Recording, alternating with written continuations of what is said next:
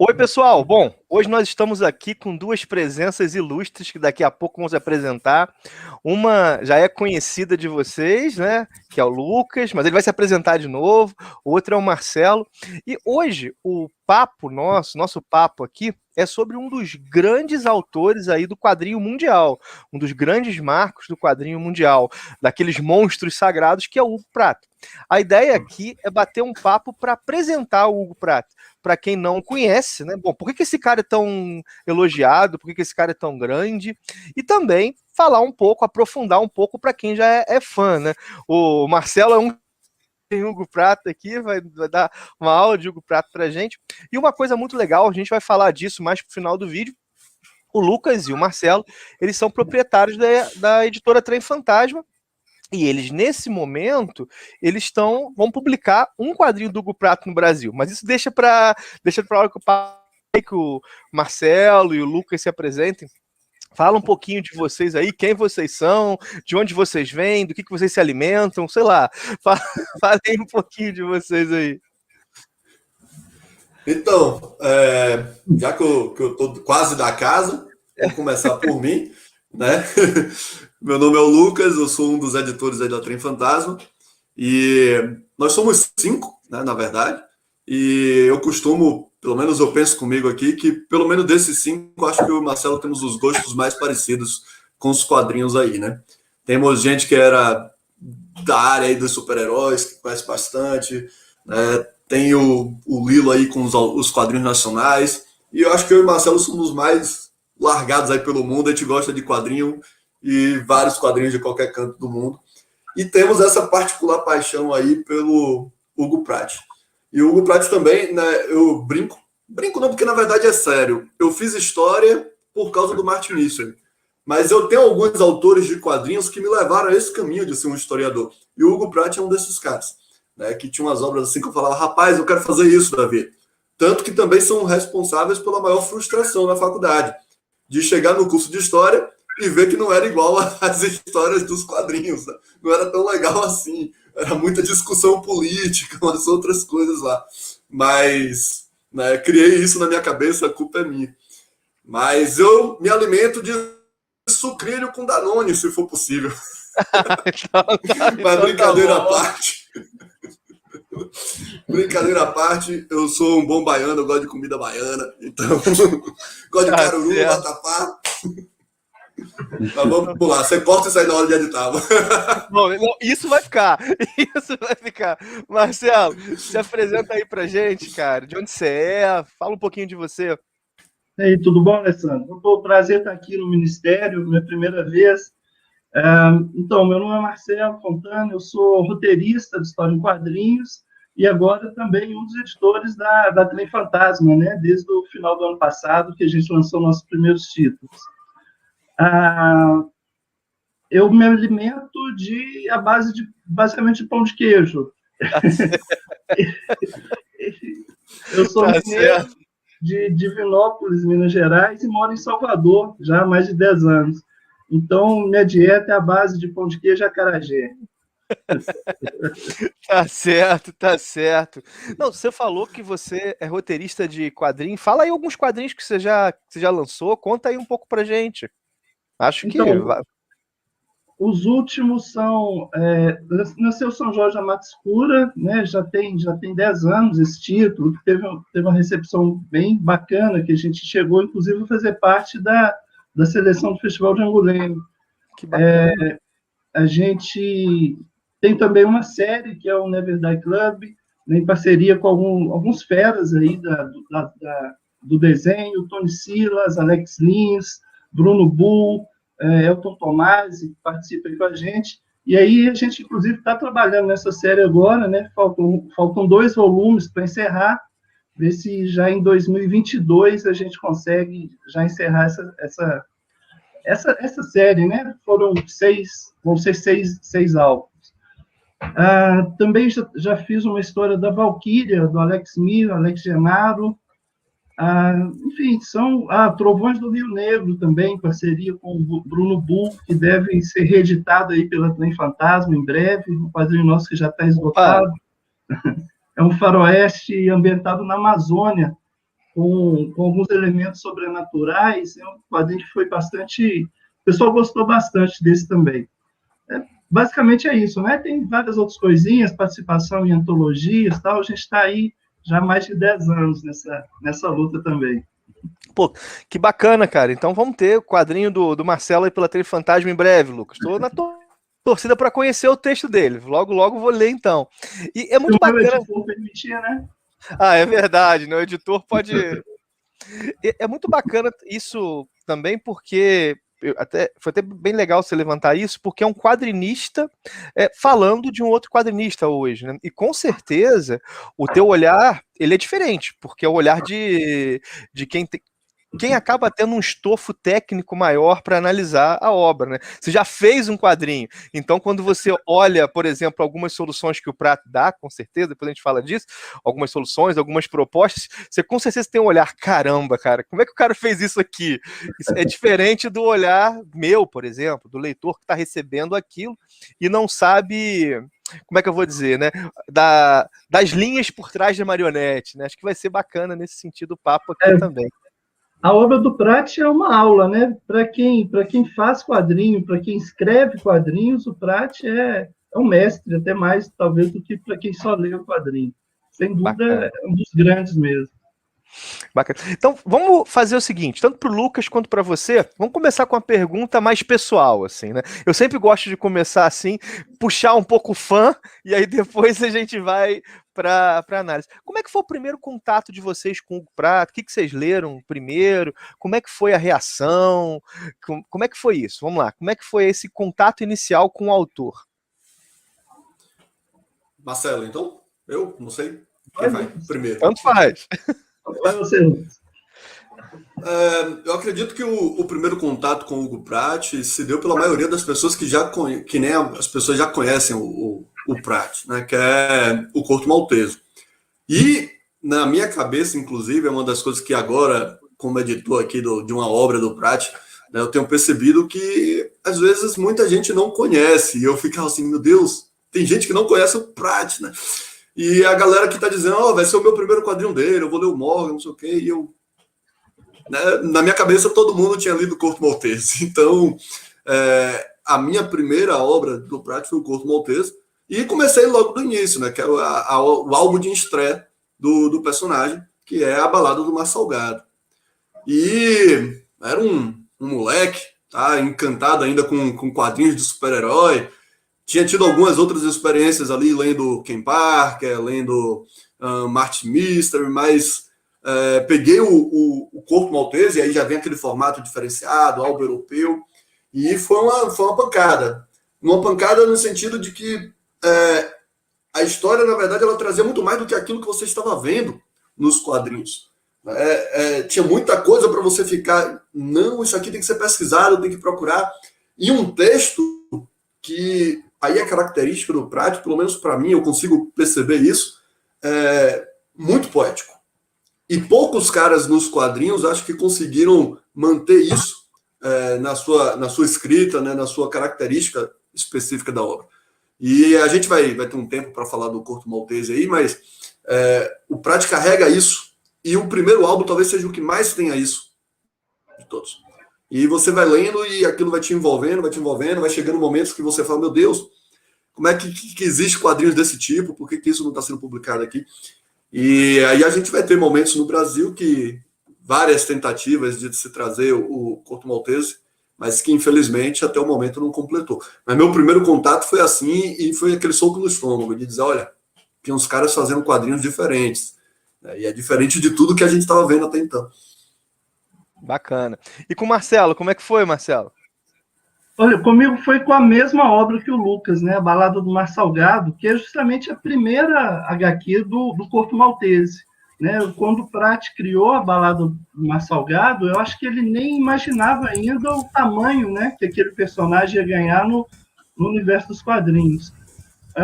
E pouco depois que eu li a Balada do Mar Salgado, eu fui passar um tempo em Portugal, com essa ideia, já, né? Eu não fui para pesquisar quadrinhos, na verdade eu fui para estudar direito, né? Que é a minha área, minha profissão. E aí eu fui também com essa ideia, né? De procurar mais coisas europeias, e o Porto Maltese, o Hugo Pratt, estava lá no topo da lista. E aí aconteceu que eu conheci minha esposa também, lá em Portugal, quem é hoje minha esposa, né? E o primeiro presente que ela me deu, depois que a gente conheceu, foi um quadrinho do Porto Maltese. Então, foi aí que ele decidiu casar, né? Ele falou assim, me deu um quadrinho do Hugo Pratt, falou, é com essa que tem que casar, né, cara? Com um presente desse, logo de cara... Não podia acontecer de outra forma.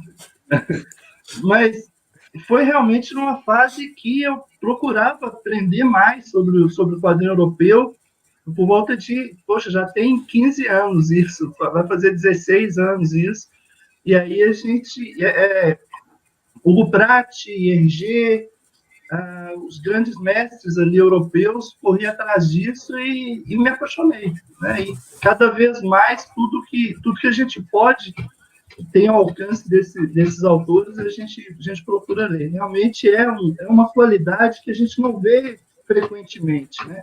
Igual o Lucas falou, é um quadrinho que ao mesmo tempo tem aventura, tem ação e te deixa com aquela pulga atrás da orelha ali, a lágrima nos olhos. Realmente é uma obra bem, bem diferenciada.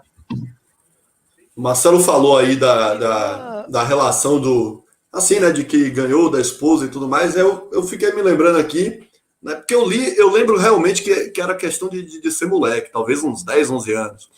E era a edição da LPM, né? A edição da LPM, se eu não me engano, é de 1983.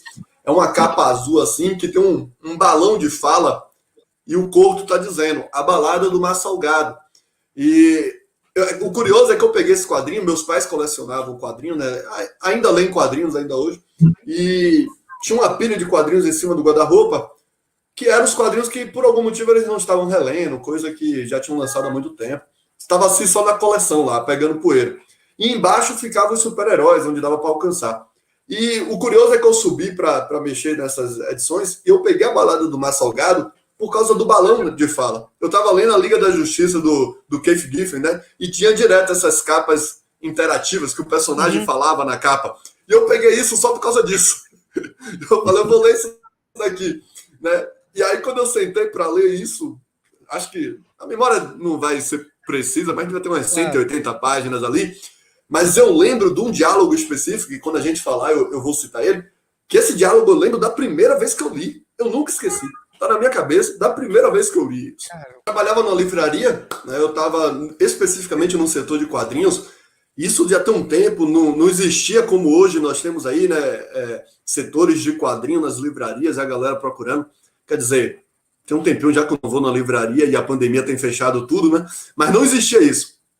Quadrinhos ficava no setor de culinária. E comecei a vender quadrinhos lá, isso ia vendendo bem. E aí um dos chefões dessa livraria foi lá e falou, o que é que precisa? E eu falei, eu preciso de um espaço que tenha só quadrinhos. E aí criaram um setor de quadrinhos nessa livraria para vender isso. E tinha acabado de inaugurar as estantes, estava tudo lá. E aconteceu, né, de aparecer essa cliente, que hoje é a minha esposa. E eu peguei, estava indicando vários quadrinhos. E aí eu peguei o Porto Maltese da Pixel, que na época estava... A Pixel lançou isso, deixa eu ver, 2008, por aí, não lembro. Enfim, estava começando a sair as edições, a Pixel lançou 5 volumes. E aí eu peguei a balada do Mar Salgado e falei do que era a história, e aí citei esse diálogo específico, que eu brinco que foi o que fez a gente se interessar um pelo outro ali, né?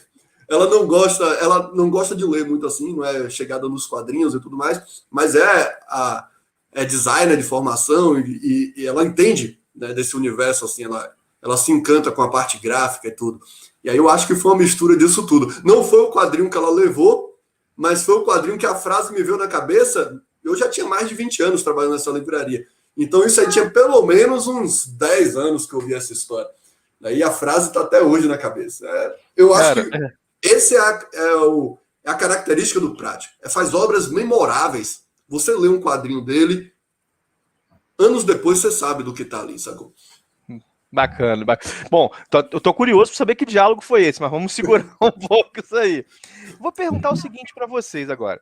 O Hugo Pratt, ele é um autor de uma trajetória muito longa, assim, tanto quando a gente pensa biograficamente, quanto quando a gente pensa bibliograficamente. Ele tem uma obra grande, tem uma vida que teve suas peripécias, Ele chegou a vir na Argentina, chegou a morar na Argentina, trabalhou com Breccia, foi importante pra caramba pro Breccia. Tem produção na Europa, volta para a Europa. Bom, eu manjo pouco da trajetória dele. Queria que vocês me contassem um pouco, então, para mim, para a galera que está aí, que está assistindo o vídeo agora, né? Dá para falar um pouco aí, uma síntese? Bom, sei que é muita coisa, mas de marcos dessa trajetória rica, que é a trajetória do Hugo Pratt? Bora, posso ir, então? À vontade. Vou. Então, o nascimento do Hugo Pratt já tem alguma coisa ali que mostra o viajante que ele ia ser, né? A família dele era toda de Veneza, né? E ele foi morar em Veneza depois que ele nasceu, mas ele não nasceu em Veneza, ele nasceu em outra cidade, em Rimini, também lá na Itália, que os seus pais estavam viajando, estavam fazendo um passeio nessa cidade e ele acabou nascendo lá. Isso, se não me engano, a data de nascimento dele é 1927. E daí, o que aconteceu? O pai dele era funcionário do governo italiano. Então, quando ele tinha ali por volta de seus 9, 10 anos, o pai dele foi para a Etiópia, né, participar do governo de ocupação italiano na Etiópia, né, no sistema colonial da Itália na Etiópia. Inclusive, tem uma frase, né, que o Pratt, já adulto, analisando essa fase da vida dele, do pai dele, ele fala, né, que o funcionário italiano que ia para a Etiópia ganhava 3 vezes mais. Isso que motivou o pai dele aí. Ele diz que o italiano virava colonialista, virava imperialista para ser burguês, né, para poder gozar da vida burguesa, da classe média, os benesses da classe média. E daí, algum tempo depois que o pai dele estava na Etiópia, o Pratt também foi com a mãe dele. Então, ele passa boa parte da infância dele na Etiópia, né? E ali ele convive com diversos tipos de pessoas que ele não teria contato se, né, estivesse na Itália, se estivesse lá na Europa. E ele se integra muito, mesmo muito jovem, ele se integra muito na sociedade, tanto italiana quanto dos próprios etíopes, né? Faz amigos etíopes, conhece ali membros do governo da Itália, enfim, ele se infiltra bem, apesar de muito jovem ali na sociedade. E ali também que ele conhece, tem suas primeiras aventuras amorosas, né? E, inclusive, ele se estranha, né, quando retorna para a Itália anos depois, do puritanismo, né, do recalque sexual do europeu, muito diferente da realidade que ele via lá na Etiópia. E não só das meninas etíopes, mas também ele fala das meninas italianas, né, que está ali fora do ambiente, né, familiar, né, da cultura delas, e acaba absorvendo ali uma liberdade sexual muito maior do que teria se morassem lá na Itália. Só que acontece que a Itália é derrotada, né? Entra a Segunda Guerra, nesse meio tempo entra a Segunda Guerra e a Itália é derrotada. O pai dele acaba falecendo na Etiópia e ele vai com a mãe dele durante um tempo em um campo de concentração, até que eles são resgatados, né, é negociada a libertação deles pela Cruz Vermelha, e eles retornam para a Itália. E nisso, o pai dele não chega, né, a voltar para a Itália. Quando ele foi para a Etiópia, ele só volta para buscar a família e nunca mais volta para viver na Itália. E aí, e essa questão também do campo de concentração, na biografia dele, tem um ponto importante para a gente que fala da obra de quadrinhos. Diz que ele conseguia quadrinhos com os guardas americanos e ingleses que guardavam lá esse campo de concentração, e foi aí que ele pegou gosto, né? Ele já desenhava muito antes, na biografia dele também tem uma parte interessante, que a professora dele, isso ainda na Itália, deixava que ele desenhasse os ditados ao invés de escrever. Então, ele já fazia ali uma historinha do ditado ao invés de escrever igual as outras crianças. Né? E aí essa fase da vida dele é muito importante, eu acho que até para moldar o caráter, né, da pessoa que ele vem a ser, o viajante que ele vem a ser durante o restante da vida. Lucas, quer acrescentar aí alguma coisa? Rapaz, eu tava aqui que nem filme, ó. Eu também, eu só estou aprendendo aqui. Eu não tenho nada a acrescentar. Então, assim... Fala mais. É muito interessante, então, isso ele está dizendo aqui, né? Então, na verdade, a primeira, assim, a infância dele, né? A infância dele, ele vai com 9 anos, que você disse, né? Se eu não estou enganado, por aí, né? 9, 10 anos, por aí. E quando ele volta para a Itália, você lembra a idade? Se não me engano, ele volta com 14, 15 anos, já volta adolescente, né? Ele passa na Etiópia uma época muito importante para a formação de alguém, que é essa época aí esse começo da adolescência, né? Muito, muito bacana. E depois eu vou perguntar se isso se reflete na obra, mas vamos lá. Depois dessa fase Quando ele volta para a Itália adolescente, já é o pós-guerra? Essa é uma boa pergunta. Já é no finalzinho da guerra. Ele ainda chega na Itália membro do eixo. Ele ainda chega na Itália que não está completamente rendida. Tanto que, lá na Itália também, ele já retornando, já adolescente, tem uma história que é bem interessante também. Ele se apaixonou lá por uma italiana que era ligada à ocupação alemã, né? As tropas alemãs que estavam lá na Alemanha. Só que ele tinha amigos que eram da resistência. Caramba, cara! O cara ainda com a resistência, isso é filme, né? Se apaixona pela colaboracionista. Rapaz, Shakespeare não teria escrito a biografia do Pratchett, porque é Romeu e Julieta, cara. Aí o que acontece? Os amigos dele pressionam ele para ele acabar com esse namoro, né? Ele vai, acaba, e essa italiana, por vingança, chega um dia para ele, acha ele na rua lá, acompanhado com os soldados alemães, e obriga ele a se alistar no exército alemão. Então ele fica 2 semanas servindo ao exército alemão, e quando os ingleses invadem Veneza, ele consegue fugir. Ele ultrapassa a linha dos alemães e consegue fugir lá dos ingleses, e aí troca de farda. Ele passa a ser tradutor, intérprete dos ingleses. Então, na Segunda Guerra, ele tanto vestiu a camisa do eixo quanto dos aliados. Cara, a última entrevista do Hugo Pratt, eu não lembro. Eu ia falar isso depois, mas agora eu tenho que dizer isso agora. Na última entrevista dele, eu não lembro para qual jornalista que ele deu na Itália, o jornalista pergunta para ele se Hugo Pratt seria um quadrinho... O Couto Maltese seria um quadrinho autobiográfico, porque teria muita coisa que ele, por ter viajado o mundo inteiro, por ter vivido algumas coisas, né, se seria. E ele brinca, ele diz que não, que se você perguntasse numa barraquinha de água de coco, numa praia na Bahia, todo mundo iria jurar de pé junto que Corto estava na frente do mar. Essa é a resposta que ele dá, né, que Corto estaria ali na frente do mar bebendo água de coco. Só que agora, Marcelo, contando a biografia do cara, Pratt mentiu na última entrevista dele, porque você consegue identificar vários dos elementos, principalmente amorosos, nas histórias dele, né? É muito bom isso aí. Então, ele vira um desertor, né, do exército, vai servir do outro lado, né? E até esse momento ele ainda não tem nenhuma decisão não pensa em ser quadrinista, nada desse. Bom, tá na guerra, né? Não tem, isso não tá no horizonte dele até esse momento, né?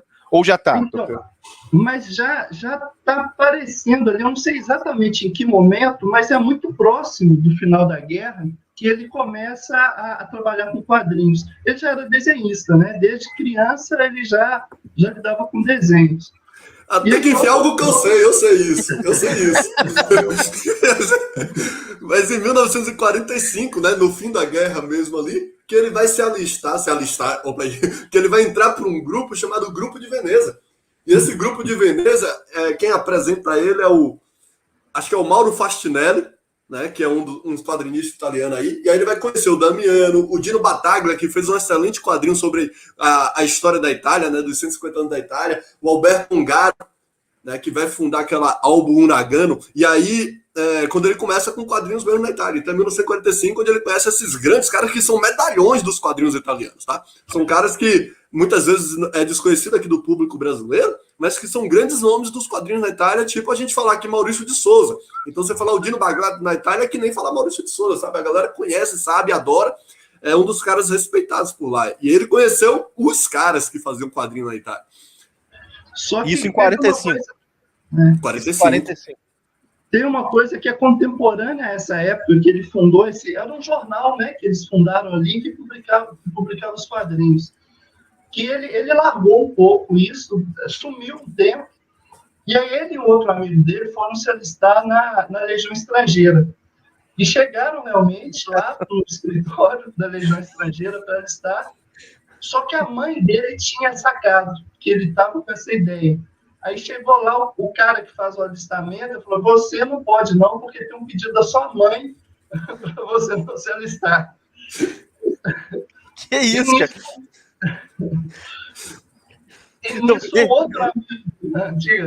Eu fico pensando, ele não precisava ter feito quadrinho nenhum da vida dele, né? Podiam ter feito quadrinhos sobre a vida dele. Pera, não fala isso alto não, moço, que essa ideia tem que ser nossa. Então tá bom.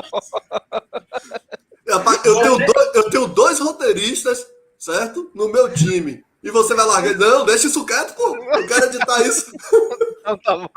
Alguém tem o e-mail da Netflix aí? Vamos fazer uma série. Nada. Não, vamos fazer um quadrinho e vender pra Netflix, que é melhor. O cara não tem nem 20 anos ainda, eu acho que o cara já fez, né, cara? Mas vamos lá, vamos seguir. Então, esse 45, ele funda esse jornal, e isso vai pra frente? Isso continua por um tempo? É um projeto meio que naufraga logo? Como é que é? Então vai, mas deixa eu só concluir essa história da Legião Estrangeira. Que esse amigo que estava com ele alista. De fato, a mãe dele não deixa o Pratti alistar, mas o amigo dele alista. E ele morre. Ele se alista, vai para a batalha, né? Vai para campo e acaba morrendo. Né? Então, talvez essa cartinha da mãe dele ali tenha salvo a vida dele, né? O destino dele ali na Legião Estrangeira. Mas, enfim, é isso, Alessandro. Aí ele vai continua trabalhando nesse jornal, tem um certo reconhecimento, né, consegue ali sobreviver da arte dele. E aí chega eu não vou lembrar o nome exato, mas é da família Civita, né, da mesma família que criou o Grupo Abril aqui no Brasil, recrutando o Pratti e outros desse grupo de Veneza para ir trabalhar na Argentina. A Argentina, na época, tinha um mercado de quadrinhos que era topo mundial, né? Tanto de quantidade de produção, quanto também da qualidade da produção. E lá o Pratti, então, ele se integra não só a esses italianos, nesse chamado Grupo de Veneza, que vai trabalhar na Argentina, mas também aos próprios artistas argentinos. Né? O Héctor Oesterheld, né? Ele faz vários desenhos, ilustra vários roteiros do Oesterheld, o Alberto Brescia, né? O próprio Brescia fala em entrevista que se não fosse o Hugo Pratt, talvez ele passaria a vida dele toda fazendo ali pequenas obras, né, que não ia fazer com que ele se desenvolvesse. Foi o Pratt que diz: olha, você é um cara foda, sai desse quadrinho merda que você está fazendo e vai fazer coisa melhor. Então foi o Pratti que deu esse toque para o Alberto Brescia. E ali ele faz, né, trabalha em obras Sargent Kirk, Ticonderoga, Ernie Pike, que saiu aqui no Brasil agora há pouco. Ele fica, se não me engano, 13 anos. Né, ele passa 13 anos na Argentina. E lá também, né, não podia deixar de ser, ele conhece uma das esposas dele, que é uma argentina de descendência belga. E é com ela que ele volta, depois de 13 anos, para a Itália, né, voltando a morar em Veneza. Só que o casamento não dura muito, né? O negócio dele é viajar. Mesmo casado, ele saía, sumia E quando voltava, ninguém sabia por onde ele tinha andado. Faz todo sentido a tal da citação. Eu vou dizer logo a citação que estava no álbum. Diz aí. Porque na minha cabeça era um personagem ali e eu estava vendo uma coisa fictícia. Mas é o Pratt. Agora o Marcelo contando a biografia do cara, você sabe que é o Pratt. Porque tem a personagem Pandora lá, né? E, enfim, eles se encontram na história e acontece tudo. Até que chega um momento, já próximo do fim, que Corto fala: você me lembra um tango de Arola que eu escutei num cabaré Pardo Flórida em Buenos Aires. E aí ela disse para ele: por que, Corto? Tinha alguém parecida comigo por lá? E ele responde: não, é exatamente por não se parecer com ninguém que eu sempre quis encontrar com você em qualquer lugar. E aí o Pratt magistralmente desenha 4 quadros mudos, ele olhando para ela olhando para ele, e quando você vira a página, ela diz: eu não vou com você, Corto. E ele fala: eu sei. Cara, é isso, sabe? Eu acho que o Hugo Pratt, agora pelo que o Marcelo tá falando, largou uma esposa, uma paixão, um amante em cada porto que ele foi, sabe? Em cada lugar ele deve ter tido uma relação dessa, uma conversa dessa. Muito. Caramba, assim, uma coisa só, voltando aqui, é porque ia ser minha próxima pergunta, mas você acho que já antecipou, né? Já tocou nisso.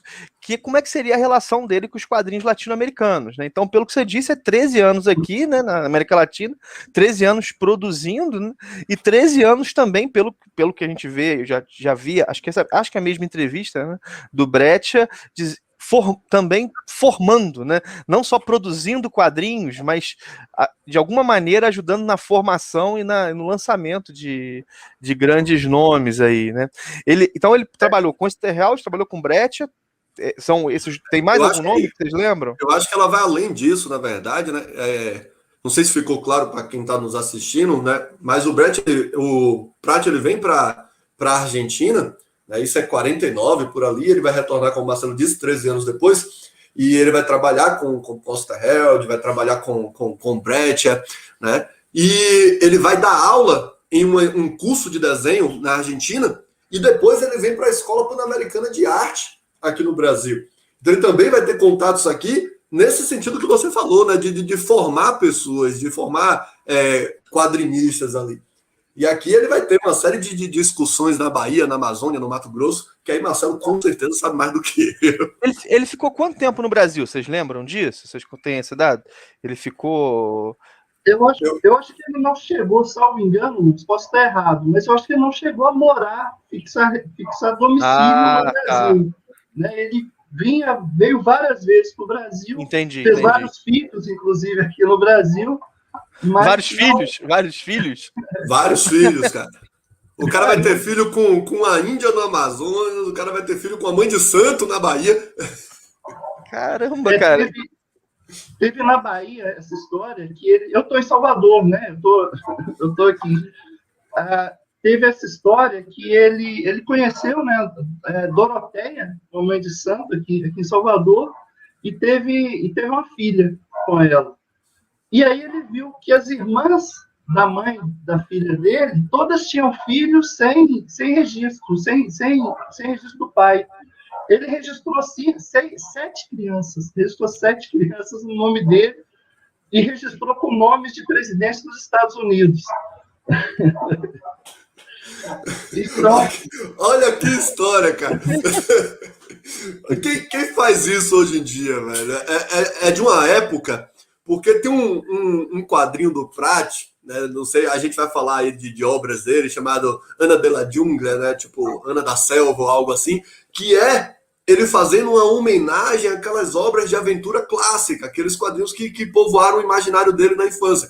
E o cara viveu uma vida, né, que faz as coisas que é aquele clássico. Isso daí não vai se repetir nunca mais na história da humanidade, né? A gente já viu isso daí acontecer. Ana da Selva, Lucas, que você falou, ele foi essa argentina, que tem descendência belga, que ele casou, ele conheceu ela sendo modelo para ele, que ela fazia, ele desenhava ela para essa série, ela era a modelo da série, e aí eles acabaram se casando. Então esse Ana das Selvas é da fase argentina dele, desse momento argentino dele, assim. Então, quando ele está retornando, na verdade, né? É quando ele faz esse retorno à Itália, se eu não me engano, que ele cria essa primeira personagem dele aí, que é o primeiro álbum que ele vai fazer completamente sozinho. Se eu não me engano, é exatamente isso. Mas você não pode confirmar. Mas é o primeiro álbum que ele faz sozinho. Nessa fase dele na Argentina, teve um corte também, numa época que ele foi chamado para trabalhar na Inglaterra. Então ele passa um tempo na Inglaterra e volta para a Argentina. Então esse ano, para ser bem sincero, eu teria que, não tenho absoluta certeza se foi publicado primeiro na Argentina, mas faz parte aí dessa mesma época, né? Tanto que a modelo era argentina. Uma pergunta, né? A gente, quando. Por exemplo, eu li o Ern Pike, né? Que acho que eu li o Ern Pike, achei muito legal, assim, acho que vai estar nas minhas melhores. Aquilo ali é muito legal. Só que assim, ali o Pratt desenha. Parabéns para a figura, né, velho? Que trabalho que os caras fizeram. Tá muito edição bom. Excelente ali, ficou muito boa. Tá aqui a minha, tá aqui do lado, inclusive. Tá muito bom. Trabalho excelente. Eu já sou fã do Osterheld e do Pratt, juntou os dois juntos. E ali o Pratt desenha, né? Ali o Pratt desenha. O Lucas falou que essa Ana, não sei se foi o Lucas, um de vocês falaram, que essa Ana de la Selva é o primeiro álbum dele que ele faz tudo, né? Nesse momento da Argentina, então, ele não tem tanta dedicação aos roteiros, né? Ele é principalmente desenhista, ele trabalha mais em roteiro dos outros, é isso? Se eu entendi bem? Isso. Agora, veja bem, essa Ana de la Jungla, você lê como se fosse o Osterheld escrevendo ainda. É muita influência do Osterheld. Muito. E ele e o Osterheld, eles nem se davam tão bem, né? Eles têm uma carreira ali juntos, né? Eles trabalharam muito bem juntos, mas eles não se davam muito bem. Inclusive, essa ida do Pratt para a Inglaterra, ele fala que um dos motivos é que ele não aguentava mais o Osterheld. Ele aceitou o convite para ir para a Inglaterra. Mas, enfim, aí ele voltou para a Argentina, voltou para a Itália e continuou viajando no mundo. Teve essa passagem no Brasil, né, que ele trabalhou na Escola Pan-Americana, teve o tempo que ele passou na Bahia também, né, teve sua filha, registrou mais um bocado de criança. E em outra viagem... O Marcelo disse que ele não chegou a morar no Brasil, né? Ou seja, ele não chegou a morar no Brasil. Mas o cara, pingando em vários cantos do Brasil, viveu uma vida mais do que um monte de brasileiro viveu. Morando no Brasil. Se ele morasse, Ave Maria, tinha povoado o país. Aí falar que ele não teve domicílio no Brasil é cacuete de quem é do direito, porque aí para ter domicílio tem que ter intenção de permanecer, né? Intenção de morar.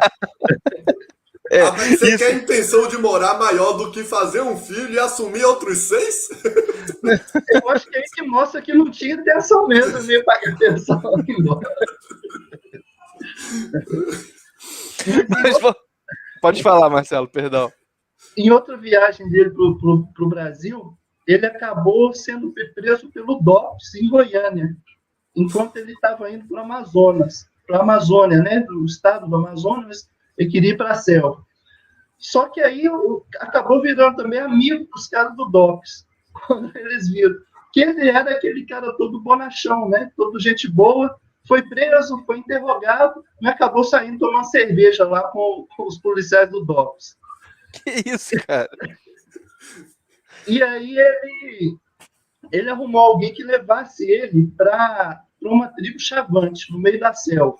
Aí arrumou um piloto inglês, eu acho que inglês, com certeza que ele era inglês, esse piloto, que ia deixar ele lá na tribo, ia voltar para pegar no final do dia para eles irem fazer, né, conhecer outras coisas.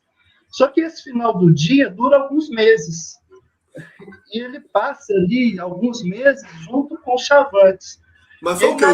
O piloto esqueceu dele? Não quis ir buscar? Ligou, foda-se?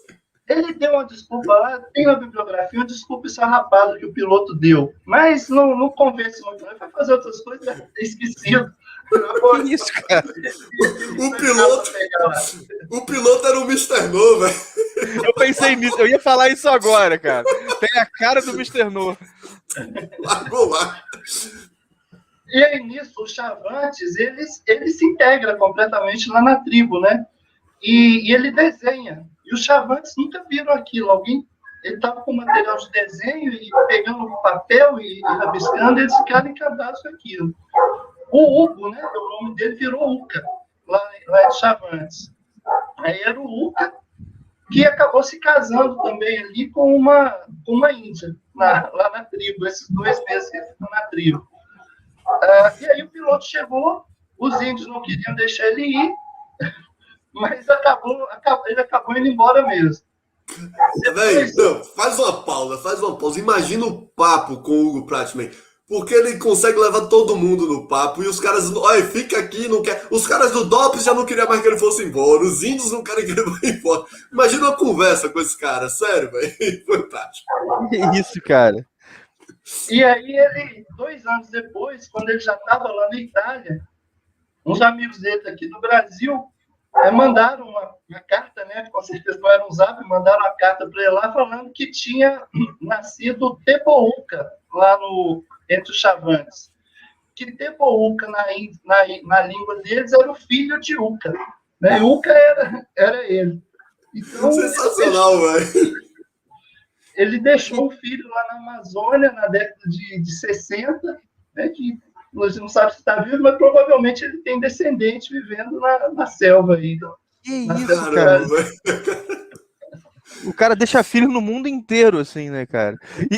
E assim, não assume os filhos, né, cara? Ele vai embora e... Caraca, que coisa louca, cara. No sentido legal, né? Ele tá registrando até o que não é dele, mas ficar com nenhuma deve ser tudo... Psicologicamente deve ser aqueles negócio de falta de pai, que deve ser tudo doido aí.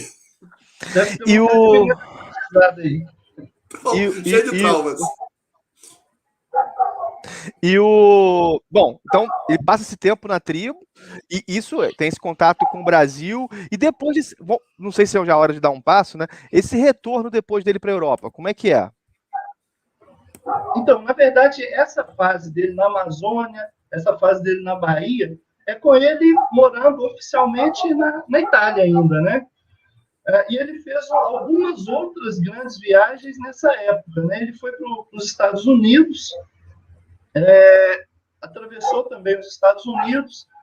É isso. Você falou que não lembrava a fase da Inglaterra. A fase da Inglaterra é entre 59 e 60, quando ele tenta migrar para os Estados Unidos, mas ele não consegue migração. Isso mesmo. Exato, tem isso também, que depois da guerra a intenção dele era migrar para os Estados Unidos. Acabou aparecendo a oportunidade de ir para a Argentina, e ele pretendia, né, da Argentina já estar na América, né, e subir para os Estados Unidos, mas acabou fixando mesmo na Argentina. E aí uma outra viagem que ele faz é com os Lapões, né? Diz que Lapônia é a terra do Papai Noel, né? Ali no extremo norte. Tanto que ele tem, né, obras também que falam aí desse homem do extremo norte.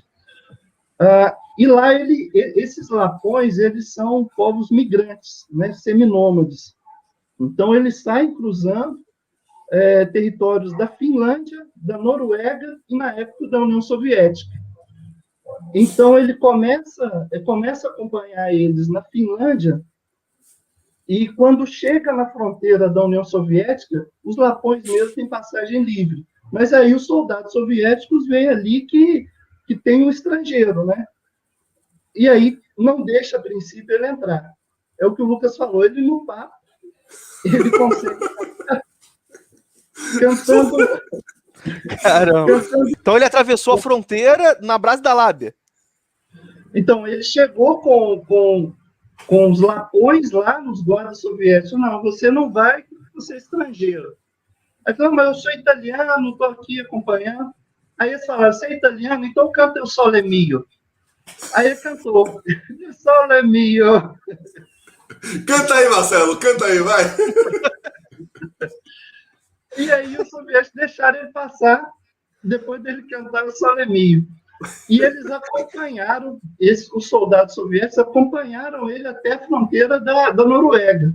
Cara, isso me lembrou uma história de um cara aqui no Rio de Janeiro, que ele foi abordado por um policial. Eu não sei o que estava acontecendo, só conheço a história por alto, né? Aí o cara falou: não, cara, não tem nada a ver com isso, não. Eu tô aqui só passando, eu sou professor de história. Aí o cara virou: então me fala sobre a Revolução Francesa. O policial falou assim: então me fala sobre a Revolução Francesa. Aí o cara falou sobre a Revolução Francesa e o policial liberou o cara. Esse caso é real, tá? Eu acho que hoje em dia, se disser eu sou professor de história, a gente apanha, né? Agora que... Já é um motivo de apanhar. E se explicar a Revolução Francesa, aí que é a prova para apanhar mesmo, né? Você é seu comunista miserável.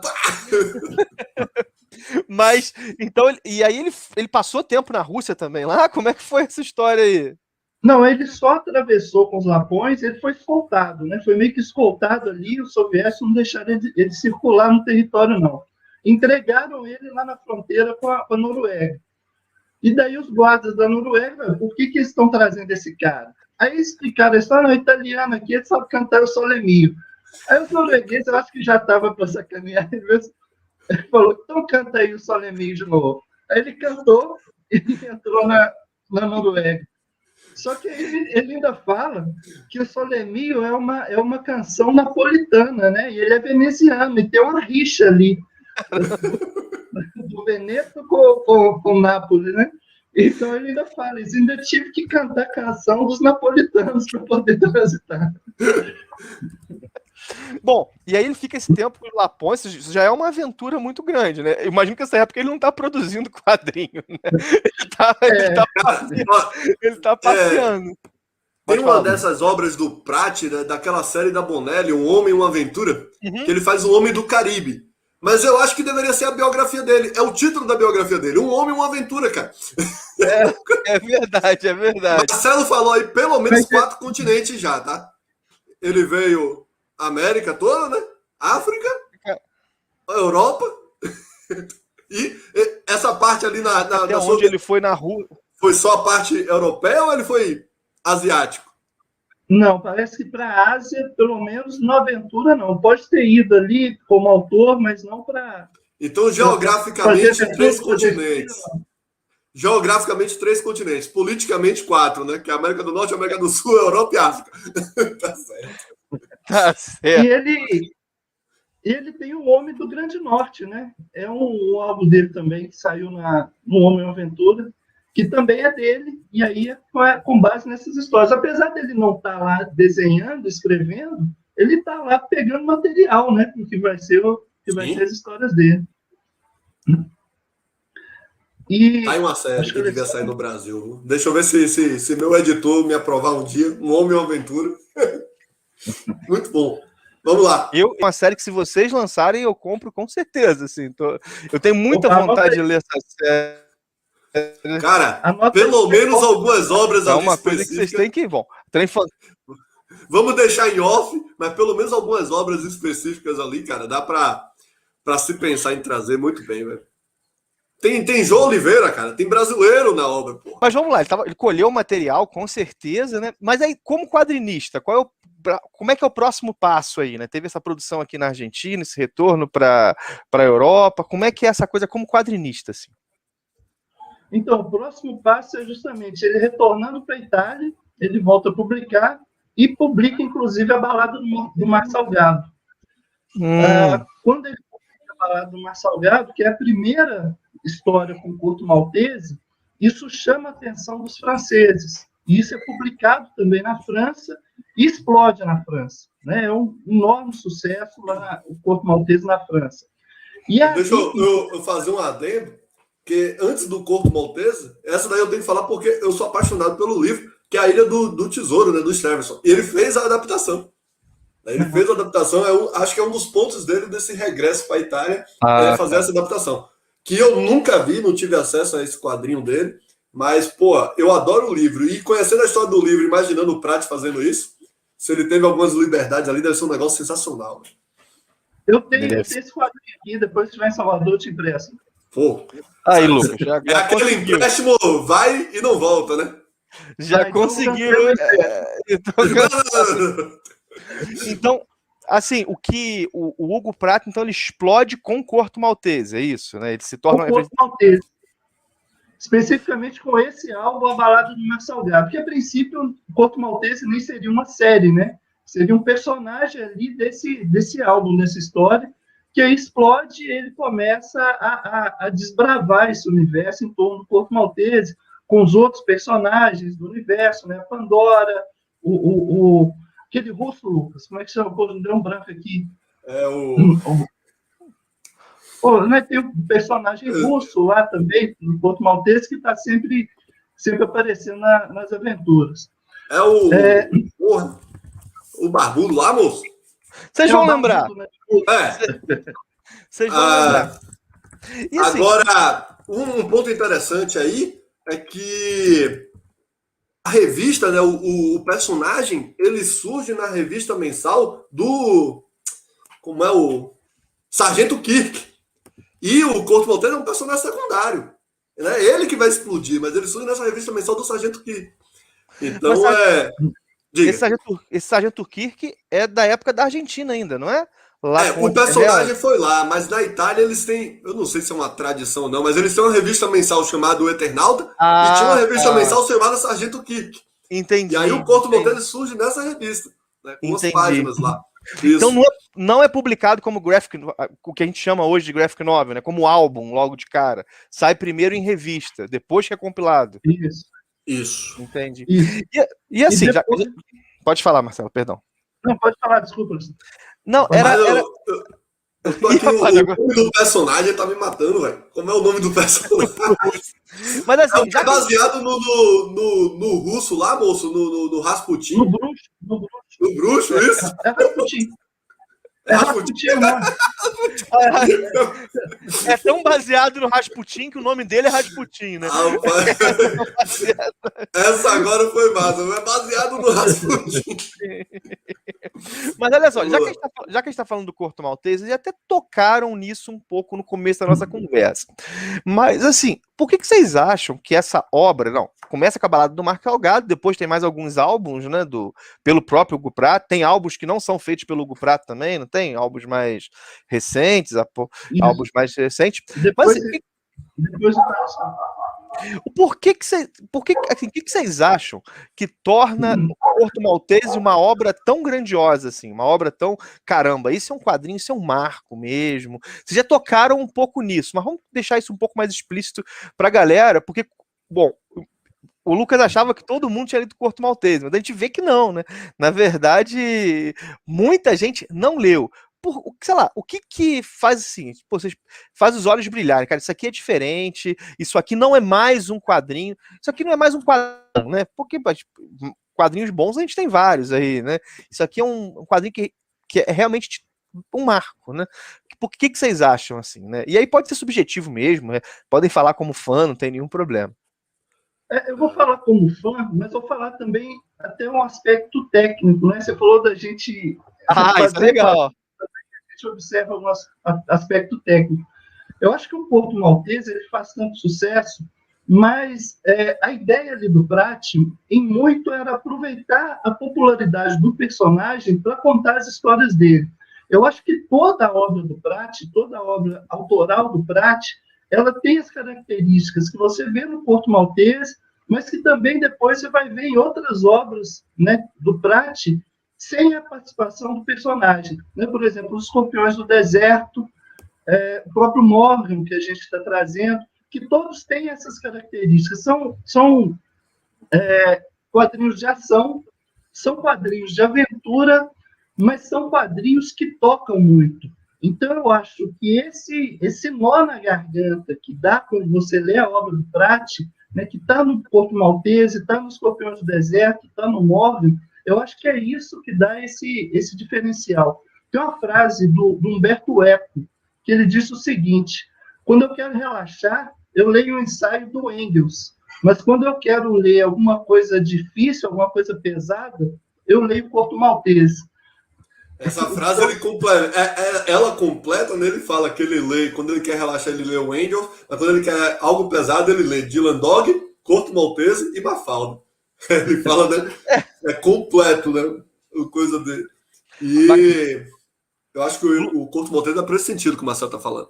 Entendi. Né? Então, assim, E explode na França, né? Publicado em álbuns, e aí vende milhões de álbuns. E nisso o Corto Maltese entra ali para um nicho que é seletíssimo, né, de autores de quadrinhos.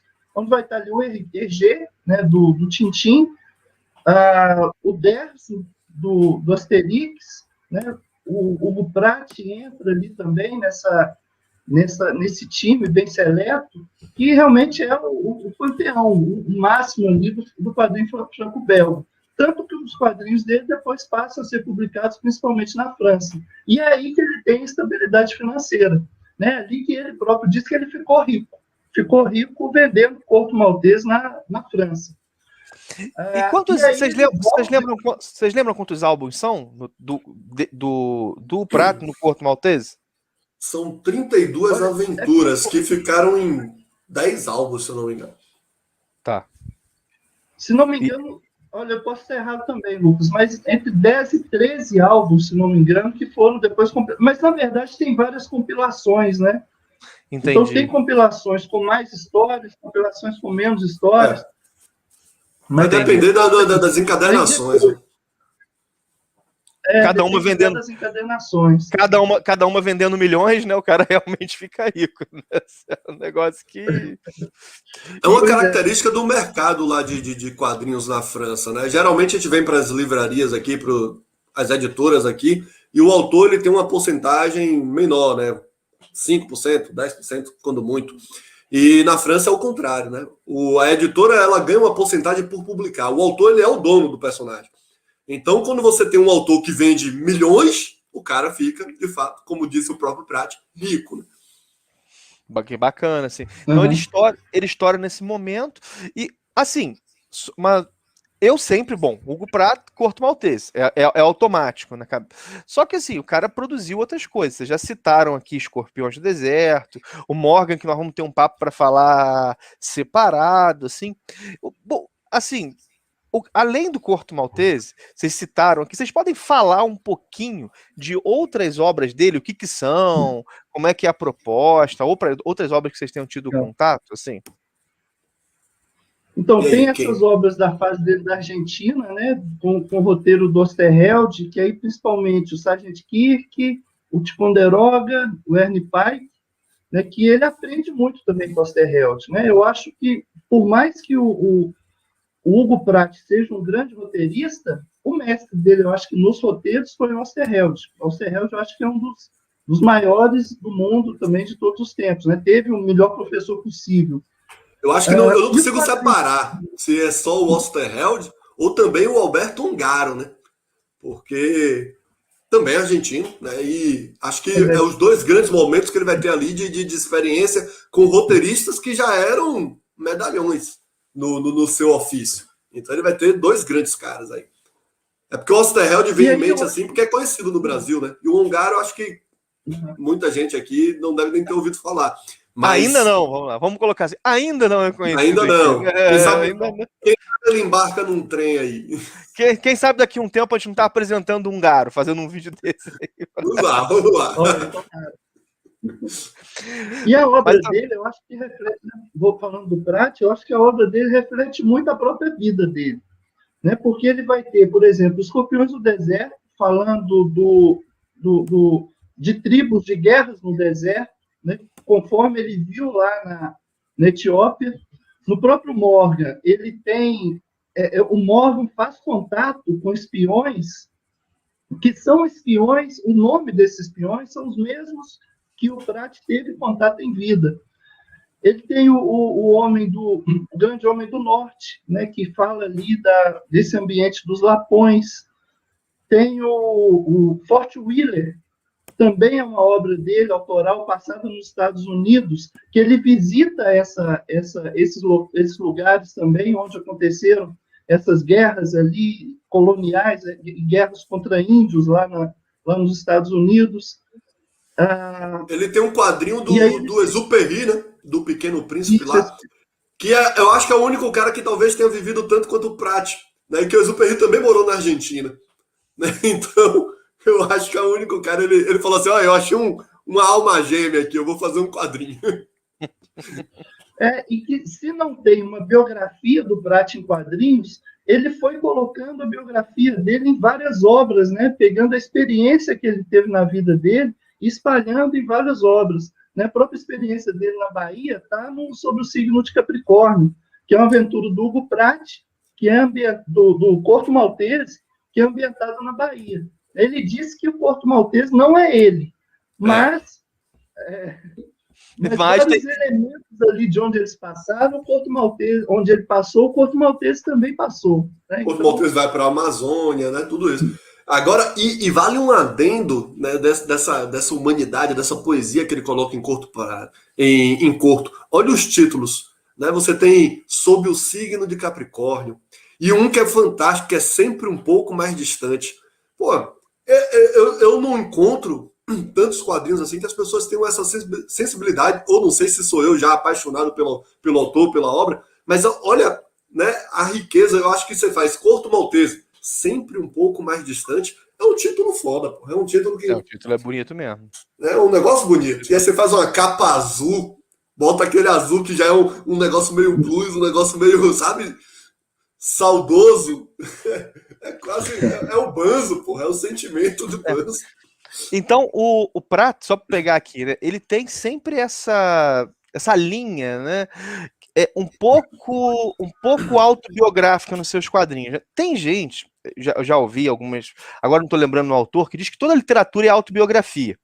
Porque mesmo quando o autor não está falando de si, ele fala de si, ainda que de alguma maneira, né? Mas no Prat isso parece ser algo até um pouco mais intenso, né? Que é baseado em experiências que ele viveu, em locais que ele viu, né? Isso é uma... E ele trabalhando isso poeticamente no texto, né? E também aí graficamente nos desenhos, assim, né? Tô até ansioso.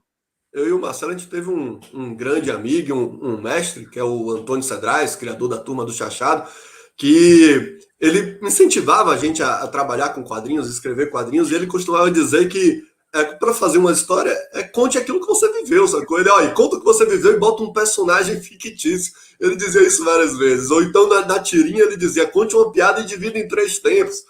Então, é bem isso, sacou? E eu acho que o Hugo Pratt fez isso em essência, de colocar ali o que ele viveu. Como o cara viveu uma grande aventura... Ele... Sobre o Corto, né? Só teve obra de outro quadrinista depois que ele faleceu, ou ainda em vida teve gente que trabalhou com Corto, assim, né? Só depois que ele faleceu? Não, muito tempo depois, inclusive.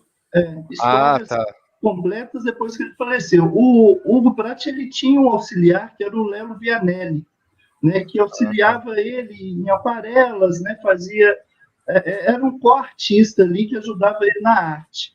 Né, então ele tinha essa parceria, tinha a Patrícia, poxa, não vou me lembrar o nome também, que era quem fazia as cores de alguns quadrinhos dele. Os quadrinhos dele originalmente são todos em preto e branco, né, mas para o mercado franco-belga algumas obras acabaram sendo coloridas, que eram colaboradores frequentes, a Patrícia e o Léo.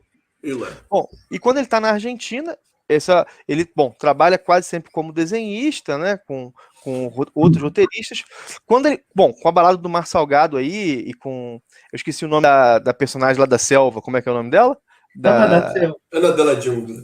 Ana da Selva. Ana da Selva. O cara não fala italiano, ainda fica se metendo a falar italiano. Ana da Selva.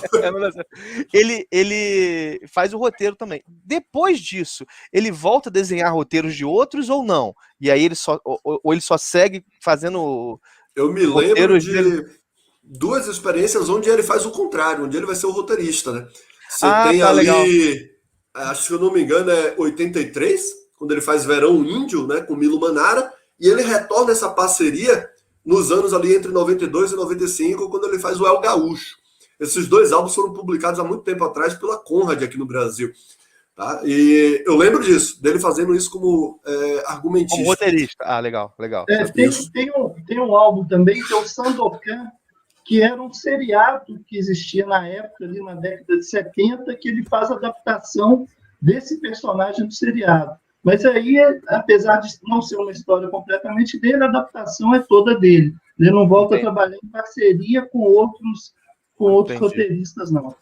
Entendi. Não, tem o nome do capitão, moço. Capitão Cormante, capitão...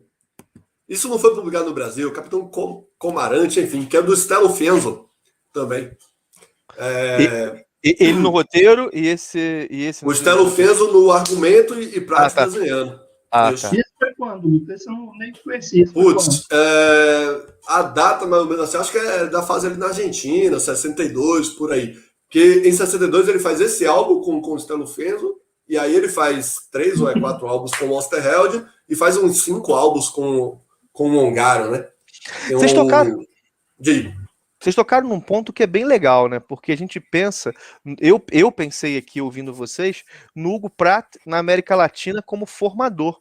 Mas se a gente for, pelo que vocês disseram, ele também foi formado por esse contexto latino-americano, né? Ele aprende a fazer roteiro, de certa maneira, com argentinos, né? Isso é muito legal pensar isso também, né? Não é alguém que veio meramente, estou aqui ensinando a vocês, né? Ele ensinou e foi importante, mas essa experiência aqui na América Latina também o marcou como quadrinista, não só por causa dos temas que ele trabalha, né? Mas também por causa, sei lá, da maneira que vocês tocaram nisso aqui, eu achei isso legal. Eu disse para você aqui uma vez num bate-papo nosso que a Argentina fazia quadrinho adulto pelo menos uns 30 anos antes da França, né? Já tinha esse mercado consolidado. E Prati, quando ele vem como desenhista. Né? Ele vem para desenhista. E ele vem muito jovem também, né? Ele vem ali praticamente como mão de obra, né? Para executar os roteiros dos escritores argentinos. E ele se forma aqui na América do Sul, né, falando completamente, né? Ele mesmo fala nessa biografia, tem uma frase dele nesse sentido, que ele chega um menino na Argentina e sai um homem, né? Então ele se forma realmente na Argentina. E depois ele já reconhecido, já rico, né, com o Corto Maltese, ele ainda retorna de novo para a Argentina para visitar, né? Não para se fixar na Argentina, mas para fazer visita lá. E aí ele fala que a Argentina que ele conhece nessa época já é outra, porque já é a Argentina da ditadura. Ele fala não só porque agora ele está andando de limusine, mas porque ele não reconhece os amigos e não sabe onde estão os amigos, inclusive o Osterheld, né, que tinham ali a sua rixa ali profissional, mas ele fica muito tocado por retornar à Argentina já na época em que o Osterheld estava desaparecido. Então, foi também um momento bem marcante na vida dele. E nessa mesma época, ele retorna também para a Etiópia. Né? Foi uma viagem que ele fez aí, uma época que ele fez viagens de resgate e localiza o túmulo do pai dele, que foi enterrado na Etiópia. E decide não fazer o traslado do corpo, e deixou o pai dele enterrado mesmo lá na Etiópia, porque ele achou que não faria sentido, né? Mudar ali, não mudaria nada o destino do pai dele, que deixasse ele descansar ali onde ele caiu. Eu acho que a galera que vai estar escutando a gente aí, né, pode pensar uma rixa, Osterheld e Hugo Pratt, e sei lá, criar alguma coisa na cabeça deles, mas eu acho que é muito mais no sentido 2 gênios, cara. São 2 gênios que certamente ali... Imagina, olha, faz isso. Não, cara, isso aqui não... Então, vai ter aqueles momentos de se bicarem, mas se bicarem porque são 2 pessoas geniais. Não porque eram inimigos, não porque estavam, né, brigados por outras coisas. Tanto que essa volta do Pratt, é claro que ele vai sentir falta do Osterheld. No caso do Ernie Pike, isso, na edição da figura, tem um texto que fala sobre isso. É bem legal, porque o que acontece, né? O Ernie Pike, várias histórias de guerra, né? E o Ernie Pike coloca soldados nazistas humanizados. Ele bota, o cara tá no exército nazista, mas às vezes o cara discorda daquilo, ou o cara tem uma atitude muito humana, né? O Osterheld bota isso. O Hugo Pratt não gostava dessa decisão, porque ele viu lá o nazismo acontecendo, e ele não queria essa...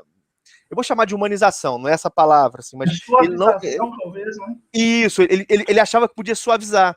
Então, assim, reparem, quem está certo e quem está errado aí? Não tem. É uma opção criativa. É óbvio que havia pessoas ali naquele contexto todo, inclusive tem vários relatos assim que, sei lá, por exemplo, na história do Ernie Pike tem alguns soldados que se recusam a fuzilar uma família. E eles fingem que fuzilaram para o superior. Esse tipo de coisa. Bom, e essas histórias que não agradavam tanto ao Pratt. Então, assim, nessa edição da figura do Ernie Pike, tem um texto que fala sobre essas rusgas criativas, assim, né? Mas isso não tem jeito, né, minha gente? É um negócio é um europeu que viveu isso tudo, né? Tinha acabado de viver isso. Quando ele está criando o Morgan, que é o quadrinho que nós vamos publicar, eu acho que muitas vezes fazendo a página lá, ele deve ter parado e pensado, Osterheld estava certo. Porque aí ele cria uma obra onde ele mostra o lado humano, não tem aquele maniqueísmo, sabe? Esse é o lado mal, esse é o lado ruim. Não, ele faz uma obra humana, são pessoas envolvidas numa situação de conflito, né? E é uma das características da obra do Pratt. Ele volta da Argentina com esse elemento. De criar roteiros de personagens reais, humanos, os caras que podem errar independente do lado que estejam, assim como podem acertar também. Tá. E isso é muito interessante, porque no caso do Osterheld, é claro que o Osterheld não queria passar pano no nazismo, é óbvio que o Osterheld não queria fazer isso, né? Mas é muito compreensível a experiência de quem viveu o negócio ficar com medo de que isso fosse isso comunicado, né? Bem interessante. Mas agora deixa eu fazer uma... É a penúltima pergunta antes da gente falar do Morgan. Quase que eu fui agora pro Morgan, mas assim, como é que foi o final da vida do Osterheld? Não, do Osterheld, infelizmente, a gente sabe como é que foi, né? Desaparecido lá na ditadura, mas como é que foi o final da vida do Hugo Pratt, assim? Como é que foi esse final da vida dele? Como é que foi isso? O Pratt, ele foi morar na Suíça. Há quem diga que por razões tributárias... E ele foi, se não me engano, em 83, morar na Suíça. Né? Continuou viajando,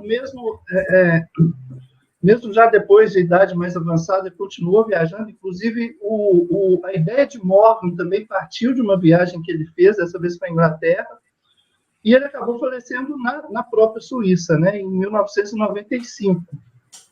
E faleceu com menos de 80 anos, né? Ainda jovem. Né, justamente em 95, o mesmo ano em que foi publicada a primeira edição de Morgan. Bem próximo ali a publicação e o falecimento dele. Então, com 80... que o Marcelo falou que é um cara com menos de 80, né? Mas que viveu 360 anos. Né? Viveu uma vida, né? Não, e ele está produzindo até o fim da vida, então. Ele tá produzindo já velhinho, continua fazendo quadrinho, né? Isso é interessante. Então, Morgan, como vocês disseram aqui, é a última obra dele, né? É a última obra dele. Vamos falar um pouquinho dessa obra, né? Vocês vão lançar... Pode falar, Lucas, perdão. Tranquilo. Eu acho curioso que esse lance da produção, né? O Lelé lá que ele conheceu, o Lelé Vianello, que ele conhece na década de 70, ali mais ou menos, e o Hugo Pratt, ele vai... O Lelé, ele absorve esse estilo técnico do Pratt, mas o Hugo Pratt, ele continua fazendo algumas alterações estilísticas, assim dizendo, né? E quando você chega ali na publicação, para a galera que conhece aí, né, o Corto Maltese da Sibéria ali, você percebe que já está um traço mais simples. E aí vem uma das frases do Pratt que é o que eu mais gosto, quando ele fala: eu queria chegar a dizer tudo com um único traço. E você vai vendo uma coisa dessa, e isso, alguém perguntou, na verdade, ao Guido, e o Guido falou comigo se era muito parecido com o Ernie Pike. E aí eu falei, olha, é completamente diferente, apesar da similaridade dos temas, né? Um quadrinho de guerra.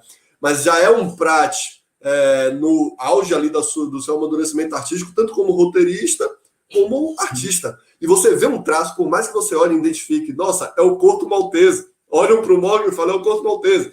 Mas você vê que ele está mais solto. Ele faz muitas coisas ali com um traço. A galera vai ver na nossa edição ali, né? E o Marcelo teve uma grande dificuldade aí, não é nem no traduzir, mas no encaixar o texto, né? O Marcelo e o Aldaci, porque os balões são fixos. E muita gente vai perceber que ele terminou aqui o chapéu do Morgan, já puxa o balão de fala. Então ele realmente está dizendo tudo em uma única linha, em um único traço. né? Algumas vezes você para assim, rapaz, eu acho que ele puxou esse traço aqui, fez o balão e aí fez o personagem. Né? Então ele era já alguém que já sabia apontar e já sabia o que queria apontar. Para ter esse domínio narrativo, de fazer isso tudo, né, num único traço, puxar, fazer um balão de fala ligado ao desenho, e aí você encaixa lá, tá? Isso é uma das coisas que ficou mais fantástica. E, assim, vocês estão trazendo agora o Morgan, né? Eu imagino, dados os fatos que são apaixonados pelo autor, deve ter sido uma coisa muito legal, deve ser um negócio muito bacana, né? Assim, tem alguns... Se eu um dia, né, viesse a ter uma editora, acho que isso nunca tá nem no meu horizonte, né? Eu imagino alguns autores que eu ficaria, caramba, cara, eu tô trazendo isso aqui tô publicando isso aqui agora, né? Imagino que isso tenha sido uma coisa muito legal para vocês. Como é que foi, assim, a decisão de publicar Morgan, né? Vocês foram atrás, ó, que a gente quer publicar isso, caiu, foi uma coincidência, como é que chegou nesse quadrinho? Então, desde que a gente começou a falar sobre a Trem Fantasma, a gente tinha alguma premissa, né? Algumas premissas, que é de publicar grandes obras, grandes autores e obras que sejam pérolas dos quadrinhos que, né, o pessoal não conhece ainda, mas que precisa conhecer. Eu acho que Morgan encaixa nas duas primeiras, né? Uma grande obra de um grande autor. A gente queria publicar algo prático. E aí, a Morgan talvez seja a obra mais madura do Hugo Pratt, né? Talvez não, acho que com certeza. E sintetiza muito tudo que é a obra dele. E de uma forma bem sutil. É um quadrinho que você lê 2, lê 3, lê 4 vezes, porque em cada leitura você vai reparar ali algumas sutilezas. E aí, né, era uma obra que é um absurdo não ter, né, é uma obra de 95 não ter nunca saído no Brasil. E o Hugo Pratt, como você disse, não é tão conhecido aqui, não é tão... É bem falado, mas não é tão lido aqui no Brasil. E essa obra, eu acho que é uma grande porta de entrada também para o quadrinho, né, para o que o Pratt fez. Justamente por ser essa obra de um Pratt tão amadurecido e que ele trata bem todos os temas que ele retrata na obra. É uma obra que tem aventura, que tem suspense, que tem violência, é uma obra, né, uma obra de guerra, é uma obra que dá um nó na garganta. Eu falei isso até outro dia, eu acho que a gente estava falando sobre outro quadrinho, surgiu um móvel. Eu falando assim, fora de contexto, não vai atrapalhar a leitura de ninguém. Mas quando você lê um quadrinho, que é ali o terceiro, quarto quadrinho de uma página, um quadrinho pequenininho, o móvel diz o seguinte: infelizmente, sim, Duquesa Bastico. Aquilo ali, se você não se arrepiar quando lê a obra, lê essa fala na obra, no contexto da obra, você é uma pedra. E assim, a gente tá falando aqui que é um quadrinho de guerra, né? Eu até fiz um vídeo, falei rapidinho sobre a sinopse do Morgan, mas vocês podiam, assim, situar a galera que não sabe o que é Morgan, assim, né? Agora a gente tá falando a gente tá falando até agora, a gente situou bem que é um Hugo Pratt, é um quadrinho que traduz bem a obra dele, que é icônico, assim, né? No sentido de que sintetiza muito do que o Hugo Pratt é, mas o que é a história, né? Do que Morgan fala? O que a gente tem aí? Vou deixar o Marcelo falar disso, mas quando se trata de Hugo Pratt, tem uma frase do Giancarlo Berardi, que é o criador do Ken Parker, que eu acho que encaixa perfeitamente nele. Quando a gente diz é um quadrinho de guerra, Pratt, eu acho difícil encaixar nisso, porque ele utiliza, como o Berardi utilizou o pano de fundo do Velho Oeste para falar de questões humanas, questões muitas vezes atuais, o Pratt faz a mesma coisa. Ele não fez um quadrinho de guerra, é um quadrinho sobre relações humanas. A guerra é o pano de fundo. Se você tirar a guerra e botar ali Star Wars, cara, botar no espaço com aqueles diálogos e tudo, vai funcionar. É um quadrinho sobre o ser humano. É um quadrinho sobre na sentimentos. Guerra. Exatamente. É um quadrinho na guerra, não é um quadrinho exatamente. De guerra. Legal. Né? Então é um quadrinho sobre a grande aventura de ser um ser humano. E Pratt, como a gente já viu aí, né, é o cara que viveu isso. Mas joga lá, Marcelo, vende o peixe aí agora. Morgan, galera, Morgan, Trem Fantasma. Então, o quadrinho é ambientado ali a partir de 1943, né, no final já, na fase final da Segunda Guerra. O Morgan, ele é um oficial da Marinha Britânica, que ele é o capitão capitão, né, ele se torna ali o capitão logo no começo do esbragador, que é uma lancha torpedeira. E começa a sutileza do Pratt no que ele cria a figura do Morgan, que ele coloca ali o Morgan, o cara magrinho, dentucinho, né, o arquétipo ali de uma figura bem doce, né, de um cara ali que você acha, não, esse cara aqui é muito legal, é um cara bonzinho. Só que aí você vai vendo como é que o Morgan se comporta nas situações que talvez ele não seja aquele cara tão gente boa, né, quanto a aparência dele demonstra. Inclusive nas relações com os outros militares, nas relações com os inimigos também, e na ânsia que ele tem para entrar em ação. Ele age ali em alguns locais, né, na Itália, né, na Públia, Veneza, Veneto, né, que é a região, para a Tchecoslováquia, que é um lugar que não tem muita ação. Mas o Morgan, ele busca ação, ainda que a ação não venha a ele, né? Ele quer realmente entrar em combate. E nisso, o que mais que a gente pode falar sem dar muito spoiler? É um quadrinho também que eu acho bem interessante, que ele traz alguns personagens, e quando você vai pesquisar a biografia dele, você vê que ele teve contato exatamente com aquelas pessoas, né? Com aqueles homens, com aquela mesma posição na guerra, com aqueles mesmos nomes, e ele encaixa esses personagens ali na história, né? Então, são personagens reais, não fica claro quem é real, quem não é, mas você pesquisando a biografia dele, você vê que alguns são realmente figuras reais. E ele teve a ideia, eu falei que numa viagem, ele teve a ideia de Morgan quando ele fez uma viagem para a Inglaterra e ele visitou um cemitério de pilotos. Aliás, desculpa, era uma viagem na própria Itália, mas que tinha um cemitério de pilotos ingleses nessa cidade na Itália. E ele teve a ideia justamente de contar, né, como é que era essa relação dos ingleses ali na Itália, ora ajudando, ora combatendo. Então, essa relação.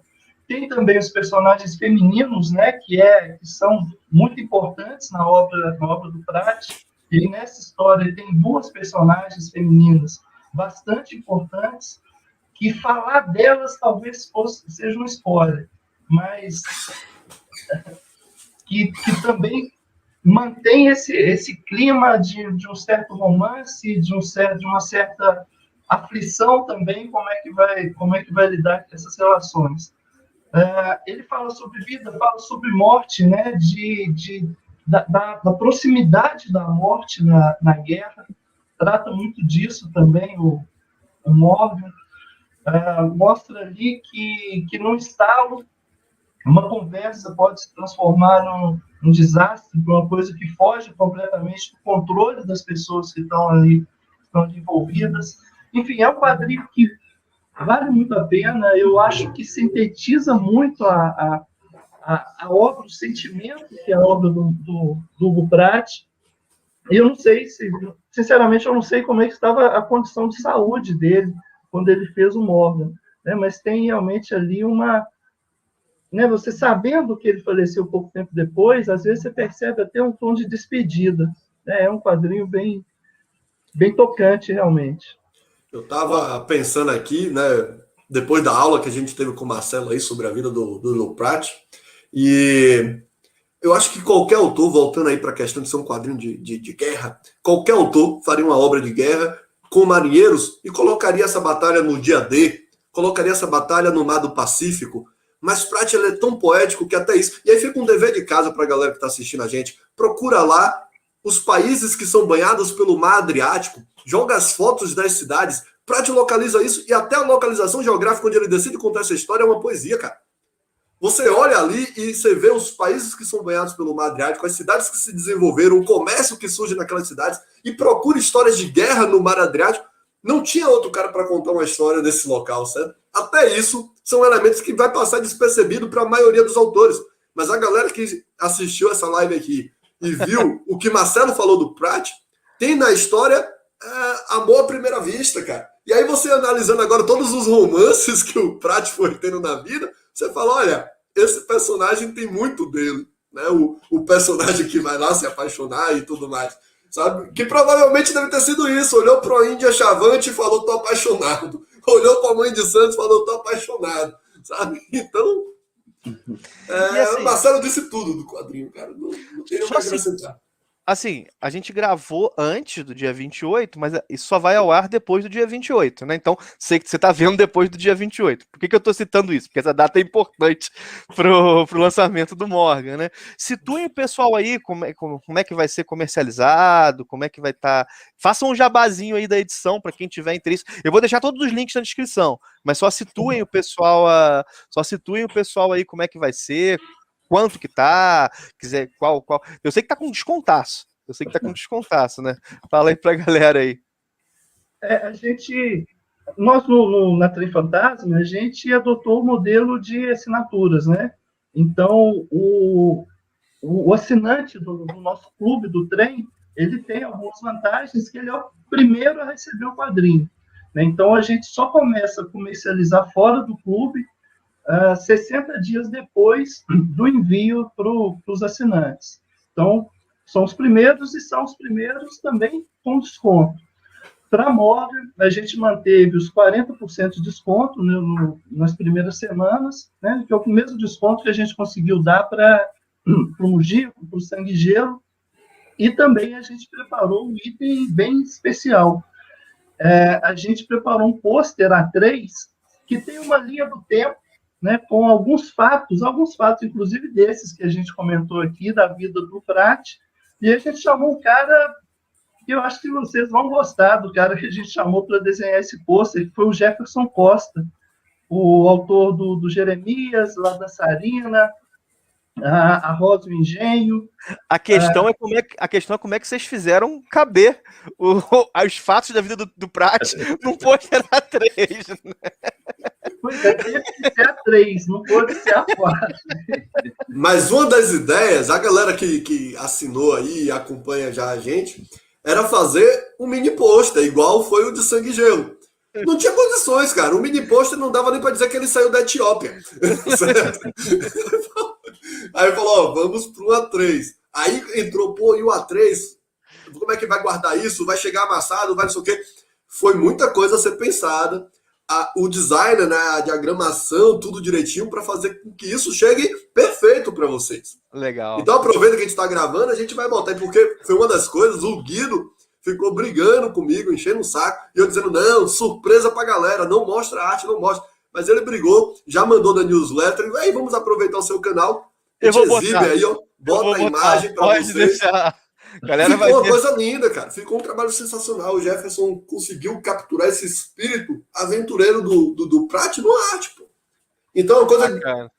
A galera que tá aqui assistindo a gente e que já se apaixonou pela vida do Prat e que tá esperando o Marcelo escrever esse quadrinho para eu editar e a gente lançar, vai querer isso na parede, pô.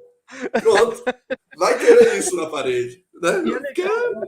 O Jefferson, a gente falou com ele sobre a vida do Prat, né, para inspirar ele a arte, mas a gente não falou especificamente de Morgan. Mas ele colocou na arte elementos que são de Morgan, não são de outros. Legal. São de Morgan, mesmo a gente não tendo dado esse briefing para ele. Ficou bem bacana, a gente ficou bem satisfeito com o trabalho dele. E começa dia 28, né? Quem assinar a partir do dia 28 de fevereiro, não é isso? Isso. Quem já é assinante, né, já automaticamente já vai receber, né? E quem quiser adquirir a partir de Morgan, a partir do dia 28, já tá disponível no site. E quando isso deve para gráfica? Não, assim, já está na gráfica. Já está na gráfica? Já está na gráfica. Já está na gráfica, já foi. Amanhã começa a pré-venda. Eu não sei que dia esse vídeo fica online, mas o amanhã que eu estou falando é amanhã, dia 28 de fevereiro. Quem já é assinante, assinou no cartão, o débito vai ser feito automaticamente. Quem assinou no boleto, vai receber o boleto no e-mail, né, para poder fazer o pagamento. Aí essa galera garantiu já o seu Morgan. Pessoal que, não falhei, não entrei no trem na primeira viagem, vou entrar agora na segunda, pronto. Amanhã, 28, assinou, já começa a receber Morgan. Ah, mas também eu... vou receber, assim, né? Não é imediato. Né? Tá garantido, né? Isso. E aí a gente tem previsão para mandar no mês de março. Eu acho que a gente manda, né, antes, logo, talvez na primeira, no começo da segunda quinzena, mas a gente está dando como prazo, né, já que a gente não está com os livros em mãos, a gente sabe que a gráfica às vezes pode ter algum atraso. Mas eu acredito que no mês de março, sem problemas, a gente já vai estar enviando. Já é comum aí, a galera, os colecionadores de quadrinhos já estão sabendo, né, da dificuldade que está tendo de insumos para as gráficas, e então pode ser que acabe a gente cumprindo o prazo, né, de 30 de março. Mas como a gente fez a entrega, está antecipada, já está na gráfica, está rodando tudo direitinho, a nossa estimativa é que a gente consiga fazer isso, de chegar antes na casa de vocês, né, e começar a entregar. Livro capa dura, né, um formato europeu de 20 por 28. Que mais, Marcelo? São 96 páginas, sendo que 16 páginas são coloridas, né? Tem as aquarelas lá que são famosas aí nas obras do Prat. O preço de capa, R$ 79,90, mais ao assinante do clube, aqueles 40% de desconto. Então ficou... calculadora aí, 47,97. 47,94. 47,94, Então, R$ 47,94 pela edição em capa dura, formato de álbum luxuoso, papel Pollen Bold, 90 gramas, né? A galera que já viu os nossos primeiros trabalhos aí, viu que é um papel de qualidade. A gente fez uma live no canal da Trem Fantasma, que teve a participação da Adna, que é uma designer especialista em publicação e edição de livros. E ela mesmo falou, olha, o papel que vocês escolheram dura a vida toda, é para sempre. E aí eu brinquei na hora, eu falei, opa, não dissemos, mas agora é edição definitiva. Então a gente está lançando a edição definitiva, cara. É um papel, que vai durar para a vida na sua coleção, não vai grudar. Eu sou de Salvador e eu tive muito problema com quadrinhos em couchê, que páginas grudavam e viravam um tijolão. Né? Inclusive do Prat. Inclusive do Prat. Meu verão índio. Cara, meu verão índio, ele só está guardado porque na Rio Comic Con o Manara fez um desenho para mim no álbum. Mas o álbum perdeu, grudou tudo, cara. E eu pego aquilo e eu choro. Eu falo, cara, vou cortar aqui e vou emoldurar o desenho. Porque grudou. Né? E para a galera que mora perto do mar, isso é um problema muito grande. Então é um dos cuidados que a gente teve com o papel. Não precisa nem morar perto do mar, não, cara. Eu moro a quase 800 metros do mar de altura, assim, né?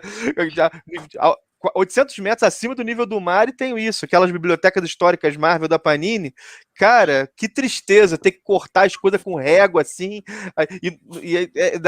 deu uma tristeza danada, assim. Dá uma angústia, né? Então é edição de colecionador para colecionadores, né? Esse lado, a galera já viu a gente falando aqui do Prat, a gente não perde. É um lado que a gente vai manter, inclusive nas nossas escolhas. Trabalhamos como editores, mas somos fãs de quadrinhos, somos colecionadores também. E o Ale caiu. Ale dormiu. O Lucas está falando demais. Deu forte aí. É bom que tá gravando. Opa, caiu todo mundo para mim aqui. Caiu, vocês estão me ouvindo agora? A tela ficou parada aqui, você de olhos fechados, eu falei, o Ale dormiu de tanto que eu tô falando. Você ia falar assim, um hábito que a gente tem, você começou onde cortou foi aí. Você ia falar um hábito que a gente tem. Acho que todo mundo já viu aqui, né, que somos editores, mas também somos apaixonados por isso que a gente está fazendo, somos colecionadores de quadrinhos. Então essa é uma experiência que a gente está passando. Né? A experiência de ser um colecionador, de entregar para o nosso colecionador aquilo que a gente queria receber em qualquer editor. Então, material de qualidade, está chegando aí com, como eu disse, é o Pollen Bold 90, formato de 20 por 28, é uma edição capa dura no formato europeu, e é uma edição definitiva do Morgan, né? É o último trabalho do Prat chegando para o leitor brasileiro com todo o requinte que essa edição merecia. Então é definitiva, e aos assinantes do clube com um item exclusivo, não vai ser vendido em nenhum outro canto. Então quem quer um pôster com a arte do monstro, que é um monstro, né, do Jefferson Costa, né, homenageando esse cara que viveu 1000 vidas em uma única vida. Então, entrar no clube do trem para viver isso. Eu tô ansioso. Amanhã eu vou até olhar, ó. Bateu aqui no meu cartão? Não bateu? Se não bater segunda-feira, eu já tô reclamando, ó. Não bateu no meu cartão. O meu modo aí, né? Eu sou assinante. As primeiras edições ficaram muito bonitas. As primeiras, tanto a de Sangue e Gelo quanto a de Mujico. Comentei as duas aqui no canal. A gente também participei de uma live no canal da Trem Fantasma. E assim, minha gente, obrigado aí pelo papo, né? Obrigado pela aula, Marcelo. Obrigado. Obrigado. Tô aprendendo com você. Obrigado aí pela aula. Aprendi bastante. Eu tenho certeza que, assim, que esse vídeo, ele. Primeiro, para quem for ler Morgan, ele é uma baita introdução, né? O cara que for ler Morgan, vê esse vídeo, depois ler Morgan, a experiência vai ser outra. A experiência vai ser outra. Mas independente disso, é muito bacana a gente dar visibilidade a um autor, tal como o Hugo Pratt, que é um gigante aí do quadrinho, como a gente já mencionou aqui algumas vezes, e que infelizmente no Brasil não tá. Já tem bastante tempo que não é publicado, parece que não pegou as publicações aí, né? Torcer para dessa vez aí o Morgan abrir uma era Hugo Pratt aí para vir mais e mais pela Trem Fantasma, por outras editoras, assim, que venha mais e mais aí desse quadrinista, né? Quem sabe a gente tem o Corto Maltese não é publicado na íntegra no Brasil, é? Eu não sei, acho que não, é? Não, na íntegra não. Na Se eu íntegra não me não. engano, faltam 2 volumes. Fora Então, assim, o material que foi feito agora pela outra dupla criativa. Mas do Prat faltariam 2 volumes para ser publicados aqui. Uma coisa dessa sendo publicada aqui. Escorpiões do Deserto foi publicado aqui? Esse Escorpiões do Deserto aí foi publicado Também aqui? não. Pô, Também Não em Portugal, mas aqui. Porto Widen também não foi. Torcer aí para esse Morgan aí vender pra caramba e aí a Trem Fantasma no dia seguinte, ó, vamos ligar aqui pro agente aqui pra gente lançar as Escorpiões do Deserto. Aí vem aquele negócio, né? Como eu falei, somos colecionadores e editores. Como colecionador, que venha mais prático pro Brasil. Como editor, que saia tudo pela Trem Fantasma. Não, vai ser maravilhoso. Vai ser maravilhoso. Até porque vocês estão cuidando muito bem. Assim, Morgan eu não vi ainda, mas eu tô pegando pela qualidade dos primeiros álbuns. Né? Vocês estão cuidando muito bem, vai ser muito bacana, sim. E a galera eu lembrei aí... aqui, desculpa, Ale, eu lembrei que foi numa live com você que eu falei, olha, a prova gráfica chegou e eu mostrei, né? Então, para manter a tradição, a prova gráfica chegou e a gente olha tá aqui, só. ó, né? Analisando tudo direitinho. Tem uma coisa aqui que eu gostei muito do resultado, né? E aí a guarda da gente vai ter 2 artes diferentes, tá? Então vai um aqui, ó, do Prat. E essa aqui que eu tô apaixonado por essa. Eu já imagino o livro quando chegar, vai ficar um negócio de doido. Então tá aqui o material, vai ficar aproximadamente desse tamanho pra galera que vai receber, ó. Tá tudo analisado direitinho. E, cara, é como você falou, você ainda não viu. Eu também não vi, mas tô confiando muito no trabalho que a gente tá fazendo e vai ficar um negócio muito bonito, cara. Vai ficar muito bacana. Né? E assim, páginas coloridas, enfim, tá show de bola. Pessoal que não conhece aí o Clube do Trem, os links vão estar aqui na descrição, dá uma olhada. Se quiser também conhecer um pouco o trabalho da Trem Fantasma, ver as edições, eu fiz vídeo sobre Mujico, sobre Sangue e Gelo. Eu vou deixar também, às vezes a pessoa quer ver como é que a edição ficou, né? São 2 trabalhos que eu achei, também outros 2, né? Pasquale Frizenda aí em um caso, né? No outro, nosso Pedro Mauro, em termos dos desenhos. Então, assim, vai estar tudo aí. E, assim, mais uma vez, obrigado, as portas aqui estão abertas. Eu já falei mais de uma vez que eu torço pro sucesso de vocês, eu repito isso com frequência e é verdade, porque eu acho que é muito legal assim o jeito que vocês trabalham, né? Dá para ver que vocês são apaixonados pelo negócio, dá para ver que vocês têm um carinho pelos quadrinhos, assim, e não pelos quadrinhos em particular, cara, dá para ver que vocês estão curtindo muito o que vocês estão fazendo, assim, né? Vocês estão vivendo um sonho, né? Isso é uma coisa assim muito legal e bom, foi a Bonelli. Depois vem Corto Maltese e mais pra frente tem um montão de coisa maneira aí, né? Tem um montão de... Fora os quadrinhos do Marcelo, que agora eu quero ler. A Trem Fantasma tem que lançar esse negócio, meu gente. Opa, vou mandar o seu pacote, Alessandro. A galera que... Seu pacote de Morgan vai os quadrinhos meus. A galera então que tá acompanhando a gente aí hoje e E que quiser ver, né, entra no nosso site, editoratrenfantasma.com.br/publicações, e tem lá, anunciamos o primeiro ano inteiro. Então a galera já tem como ver o que é que a gente vai publicar, né, o que é que vem por aí, quem são os autores que a gente está apostando nesse primeiro ano. E isso, material do Clube do Trem. A gente já falou aí algumas vezes que temos interesses e planos para lançar material fora do clube. Então pode ter mais anúncios em breve aí pela Trem Fantasma, né? Vamos ver. E... Cara, eu tava com uma coisa na cabeça que eu ia falar e eu esqueci. Gente, ó, Volta isso! Eu fiz vídeo aqui falando, né, dos quadros. Tem brete aí pela frente, né, minha gente? Tem brete. Tem um quadrinho que eu fiquei muito curioso, que é o Cromáticas, que é um quadrinho espanhol, não é isso? Que é um quadrinho espanhol. Bom, dá uma olhada lá. Vale a pena dar uma olhada, assim, né? Tipo, dou essa moral pros caras, assim, que eu tô empolgado com o trabalho dos caras, não é só porque eu acho eles legais, mas eu tô empolgado porque o projeto é bom, assim, porque o projeto é muito legal, assim. Então, minha gente... Só acha a gente legal porque não falou com o Sérgio ainda, tá? Quando falar com o Sérgio, muda isso. Brincadeira. O Sérgio é um dos caras do coração enorme, mas a gente sempre brinca com tudo que tiver de ruim, a gente fala, é o Sérgio, né? Lembrei, cara, o que eu ia falar. Olha, pra galera aí, eu sou assinante do clube. Quando não, Sérgio, eu sou comigo mesmo. Mas eu também me acho chato.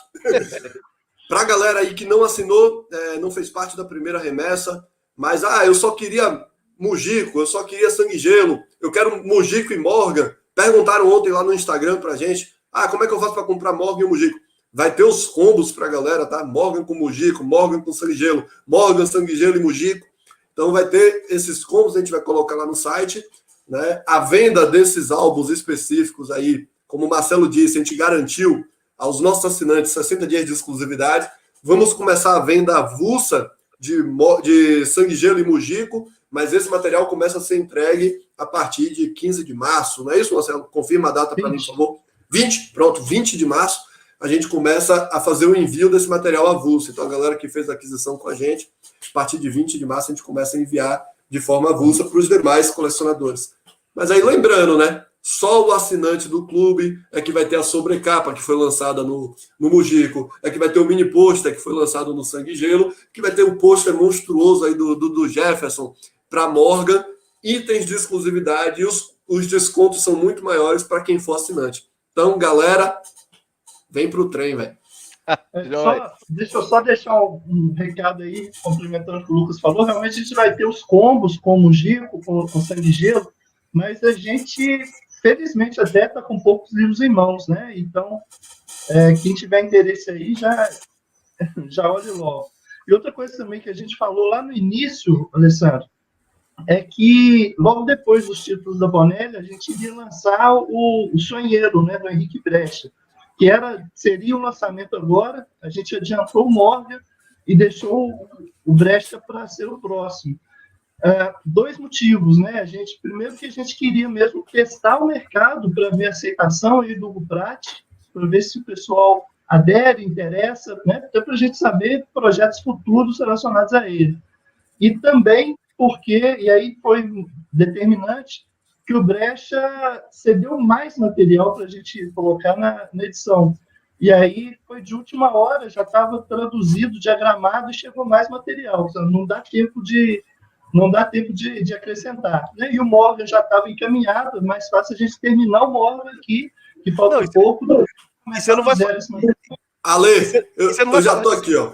Eu já estou aqui na pegada editor. Você vai editar seu vídeo, vai botar assim, bomba! Trem Fantasma revela o próximo lançamento, material exclusivo. Olha, o Marcelo falou aí, esse material que a gente recebeu trata-se de uma segunda história que saiu 20 anos depois, que vem com esse nome. El Sueneiro, 20 anos depois. E vamos ser o primeiro país do mundo. Eu já pesquisei isso em todos os cantos, então eu estou afirmando isso. Eu não achei nenhum canto do mundo que tenha uma edição compilada tudo. Vai compilar tudo, é uma edição integral, literalmente. Vamos lançar o Brecht de uma forma magnífica. Tá bonito, cara, tá bonito.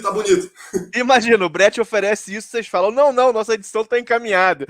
Não tem como falar. Se tivesse um caminhão vindo pra cá, eu parava o caminhão, volta, que isso não vai valer, não. E isso, pra galera entender aí a empolgação do El Sueneiro, do Brecht e tudo mais, cara, nós vamos ter um material exclusivo para fazer uma edição definitiva com uma capa exclusiva feita pro Brasil, cara. O cara falou, eu quero fazer uma arte, vai lançar no Brasil, eu tô feliz. Isso tá saindo no Brasil, vem com uma capa exclusiva.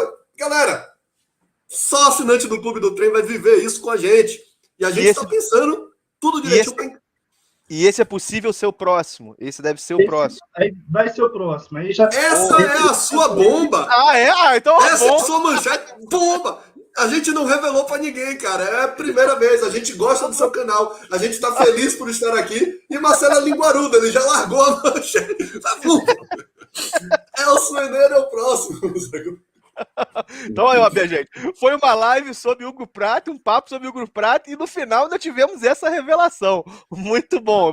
A gente tá falando aqui há 2 horas. Esse vídeo editado deve ficar o quê? Sei lá, 1h40, 1h50. Cara, eu acho que vai dar 1h35, 1h40. Vai ser isso. Aí, pra galera encarar eu e o Marcelo falando tanto tempo, você já bota logo, aí no finalzinho tem uma bomba. Próximo título da Trem Fantasma.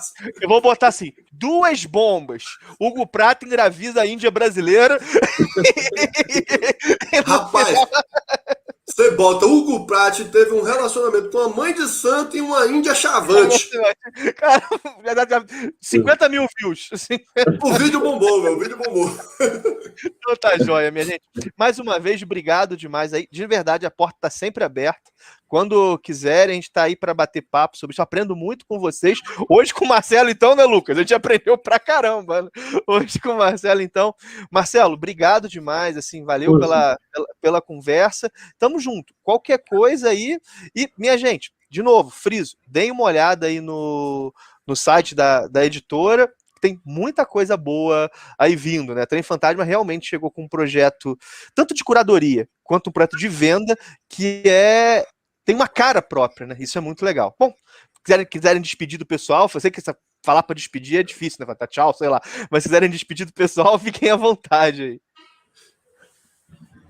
Pô, eu acho que Obrigado por abrir espaço para a gente, Alessandro. Foi um prazer, ótimo papo aqui. Espero ter a oportunidade de participar de outros. Muito obrigado mesmo. Um abraço. Valeu. Ale, eu só tenho que agradecer. Já era fã do seu canal antes dessa viagem com a Trem Fantasma aqui. Agora, também, como editor, fico feliz demais quando vejo um vídeo seu falando da gente. E para deixar para a galera aí, a gente não pede nada disso, você sempre está fazendo porque você gostou do material, é uma aposta sua.